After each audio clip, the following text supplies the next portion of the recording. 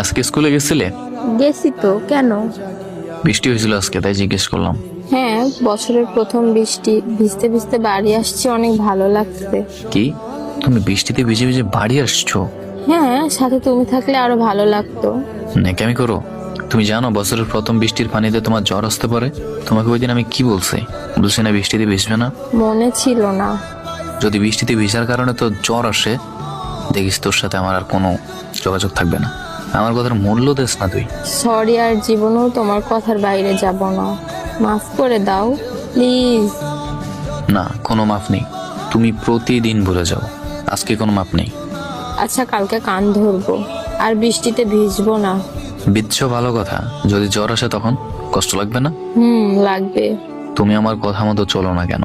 আর হবে না, বৃষ্টি দেখে লোভ সামলাতে পারি না। যা করার তো করছোই। ঘরে মেডিসিন থাকলে আগে আগে খেয়ে নিও, যেন জ্বর না আসে। আর হ্যাঁ, আগে কিন্তু গ্যাস্ট্রিকের ওষুধ খেয়ে নিবা। আচ্ছা। আর কখনো হবে না তো? না, আর কখনো হবে না। আচ্ছা, এবারের মতো মাফ করে দিলাম।